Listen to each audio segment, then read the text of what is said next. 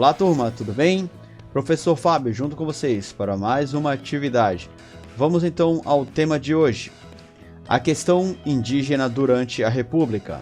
Lembrando que esse material está disponível no site Cidadão PG, o portal de educação da Prefeitura de Praia Grande. Então, como roteiro de estudo, nós abordaremos a questão indígena durante o período republicano. Nós estamos estudando o período republicano desde a proclamação em 1889. Nós já vimos o período da República Velha, o início da Era Vargas com o golpe de 1930 e nós vimos o trabalhismo, que é um fenômeno do populismo varguista. Agora nós retomamos uma questão social. Nós já aprendemos anteriormente sobre a inserção das populações afrodescendentes no pós-abolição. Infelizmente não havia nenhum tipo de planejamento para a inserção dessas massas alforriadas dentro da sociedade. Por conta disso, os ex-escravos acabaram sendo marginalizados, sendo levados para viver em periferias, em zonas distantes dos centros urbanos, gerando uma desigualdade, sem contar a baixa remuneração, e a questão do preconceito racial. Outro grupo importante para a formação do povo brasileiro é o povo indígena, os nativos do nosso território. Nessa aula nós temos como objetivo identificar e explicar a lógica de inclusão e exclusão, as pautas indígenas, as reivindicações feitas dentro do contexto republicano. Assim, com a proclamação da República, a pauta indígena antes deixada de lado ganha fôlego. Então, antes da proclamação da República, houve um certo abandono das reivindicações indígenas. Já no período republicano, com a ideia de construção da identidade do Brasil formado por brancos, negros e índios convivendo de maneira harmônica, será criado o Sistema de Proteção aos Índios, o SPI, isso em 1910. Esse órgão ele vai ser importante, assim como a Fundação Nacional Indígena FUNAI, que foi criada em 1967, substituindo o SPI. Esses dois órgãos serão importantes para a construção e preservação dos direitos indígenas. Então vamos estudar um pouco para compreender aí as semelhanças e diferenças que esses órgãos traziam. A política indigenista do SPI tinha uma abordagem dentro daquele modelo de república, de separar a igreja do Estado. Então eles tinham como objetivo tirar da tutela da igreja o cuidado com os índios. Outro ponto que a gente pode considerar aí, conforme Oliveira, havia uma ideia de transitoriedade, ou seja, o índio deveria ser recebido pelo SPI para o cuidado do sistema de proteção indígena com o objetivo de civilizá-lo. Então um órgão que foi criado para a proteção indígena, ele tinha o objetivo de pegar esse índio, ensinar ele a usar as ferramentas de cultivo, utilizar maquinário, explorar a agricultura e a pecuária. Então queriam transformar o índio, na realidade, num trabalhador nacional. Ele deveria praticamente se tornar um fazendeiro, segundo a política de transitoriedade do SPI. E a política indigenista da FUNAI? Ela já vem com o objetivo de proteger e promover os direitos dos povos indígenas no Brasil. Então já muda um pouco. Ela vai desenvolver aí uma série de estudos de regulamentação para tentar monitorar e fiscalizar terras indígenas e o modo de vida indígena.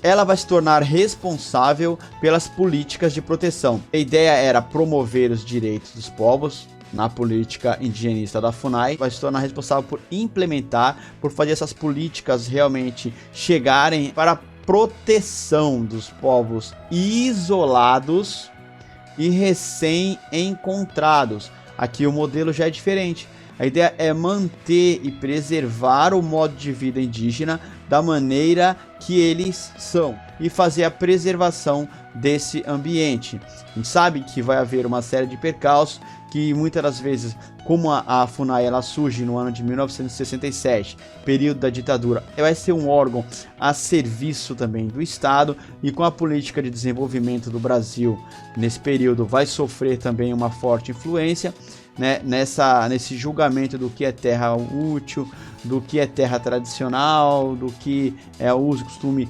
indígena, do que deve ser modificado, mas o propósito é diferente. Então as duas instituições, elas vêm para proteger os direitos indígenas, mas com visões diferentes, né? Uma trazendo a ideia de transitoriedade, que o índio deveria se civilizar, e a outra com a ideia de preservar o modo de vida indígena e as populações tradicionais.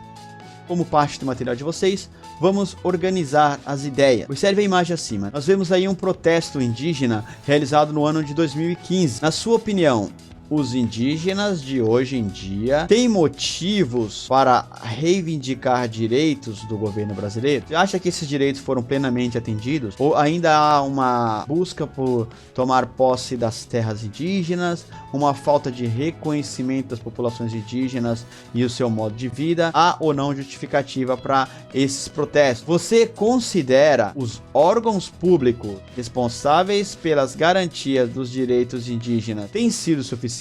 O órgão hoje responsável pelas políticas indigenistas é a FUNAI. Há um forte interesse de agricultores, de madeireiros, de mineradoras nas terras indígenas.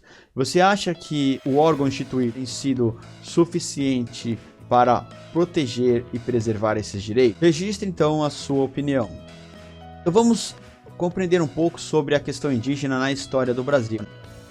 Vamos começar então pelo período colonial. Percebemos aqui que os índios foram enquadrados no universo legal português. Após o início da colonização, os índios passaram a ser tratados como súditos. E aí a coroa passa a classificar esses índios, há uma classificação, né, para esses índios.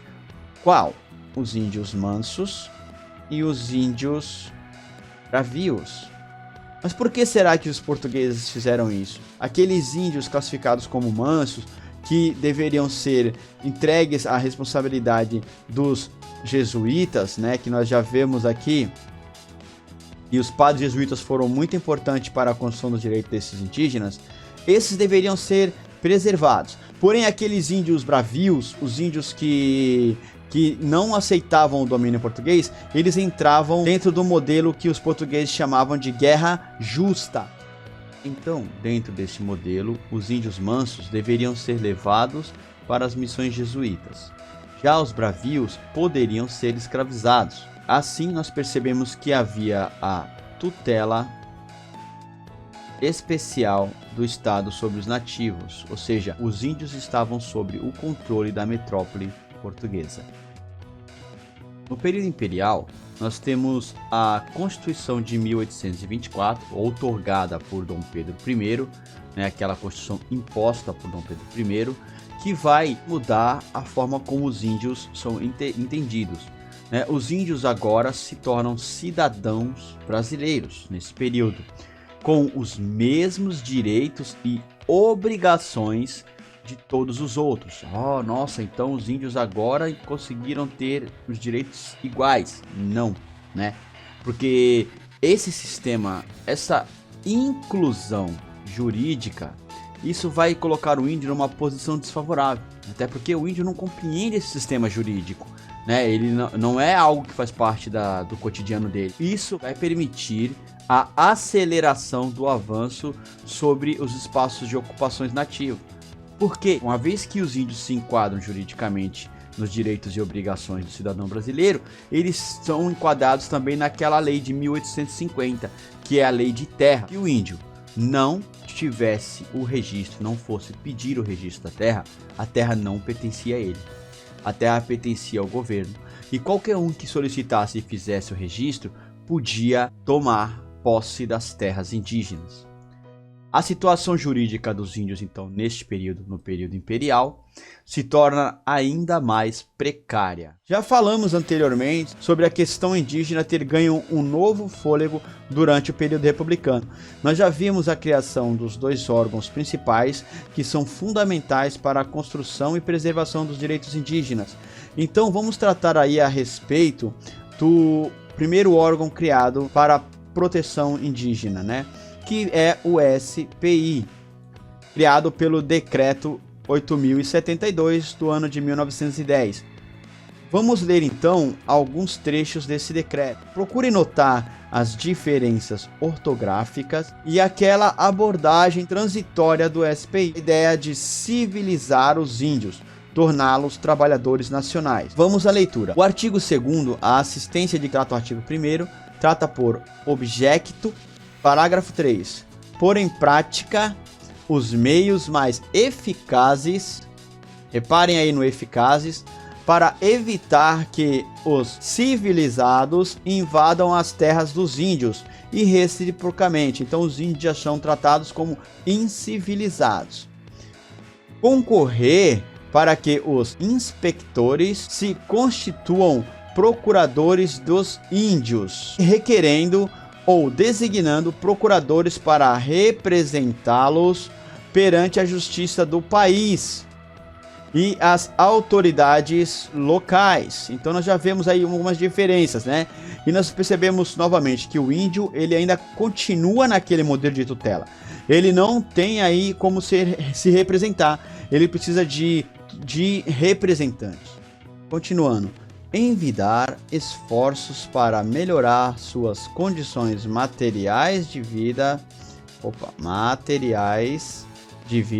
despertando-lhes a atenção para os meios de modificar as construções. Aqui nós temos aquela questão deles mudarem o modo de habitação, ensinando-lhes livremente as artes, ofícios, gêneros de produção agrícola e industrial para os quais revelarem aptidões. Assim nós já podemos traçar um perfil da visão que o SPI tinha a respeito da transitoriedade indígena, da necessidade de mudar o modo de vida indígena. Continuando aqui no parágrafo 14, fornecer aos índios instrumentos musicais que lhes sejam apropriados, ferramentas, instrumentos de lavoura, machadinhas para beneficiar os produtos de suas culturas, os animais domésticos que lhes forem úteis e quaisquer recursos que lhes forem necessários.